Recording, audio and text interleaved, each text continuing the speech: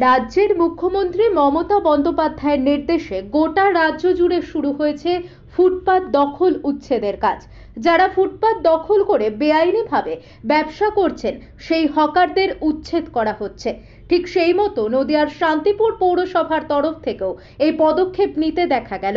বৃহস্পতিবার শান্তিপুর পৌরসভার এক প্রতিনিধি দল ইঞ্জিনিয়ারদের সঙ্গে নিয়ে রাস্তা মাপার কাজ শুরু করলো। মূলত পিডব্লিউডি এবং পৌরসভার অধীনে যে সমস্ত দোকানগুলি রয়েছে সেই সমস্ত দোকানগুলি চিহ্নিত করাই ছিল প্রধান উদ্দেশ্য।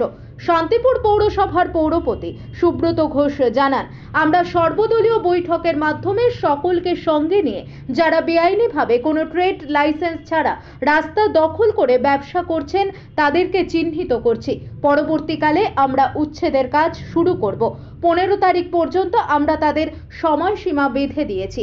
তারা ইচ্ছাকৃতভাবে যদি অন্যত্র সরে না যান তাহলে পৌরসভা কঠিন পদক্ষেপ নেবে বলেই জানিয়েছেন পৌরপতি সুব্রত ঘোষ। নদিয়া থেকে জগন্নাথ মণ্ডলের রিপোর্ট। আপনারা দেখছেন আরবিবি টিভি বেঙ্গলি নিউজ। চ্যানেলটাকে ভালো লাগলে সাবস্ক্রাইব করে সঙ্গে থাকুন আরও নতুন নতুন খবর দেখার জন্য। কয়েকজনকে আমরা রাস্তার পাশে মাপতে দেখলাম, আজকে কি কারণে মূলত তারা গেছে, কি বলবেন?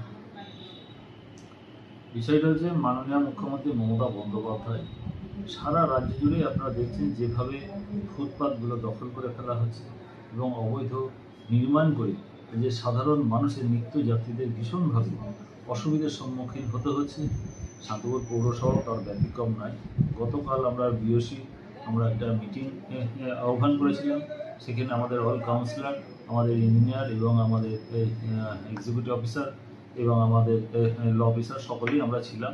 সেখানে একটা সিদ্ধান্ত হয়েছে, আমাদের শান্তিপুর শহরে আমাদের যে রাস্তাগুলো NH-34 থেকে আরম্ভ করে সমস্ত রাস্তাগুলো, যে রাস্তাগুলো জনবহুল এলাকা, মানুষ প্রতিনিয়ত মানুষের নিত্যযাত্রীদের সেখান দিয়ে যাতায়াত করতে হয়, সেই রাস্তাগুলো সরকারি জায়গা, সরকারি রাস্তা আমাদের কতটুকু আছে তার একটা নির্ণয় করা এবং আমাদের সেই রাস্তার মধ্যে কারা বৈধ ব্যবসা এবং তাদের ট্রেড লাইসেন্স বা তাদের বৈধ ব্যবসার কি পেপারসপত্র আছে আমরা নিশ্চিতভাবে সেগুলো দেখে এবং পরবর্তী দিনে আমরা যাতে এই অবৈধ নির্মাণগুলো তারা যাতে নিজেদের ইচ্ছায় সাধারণ মানুষের এবং আমাদের মানুষের স্বার্থে তারা নিশ্চিত একটা ব্যবসা করুক, কিন্তু একটা নির্দিষ্ট দূরত্ব বজায় রেখে যাতে মানুষের পথ চলতি মানুষের সাধারণ মানুষের অসুবিধা করে তো কোনো কিছু চলতে পারে না।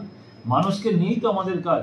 আজকে যারা অভিযোগ করছে, যারা আবেদন করছে, দেখা যাচ্ছে তাদের পরিবারের তার বাবা কাকা তারাও হয়তো আবেদন করছে যে প্রতিনিয়ত আমরা এই রাস্তা দিয়ে যাচ্ছি, অথচ আমাদের রাস্তাতে যাতায়াতের রাস্তাটুকু পর্যন্ত বন্ধ করে দেওয়া হচ্ছে।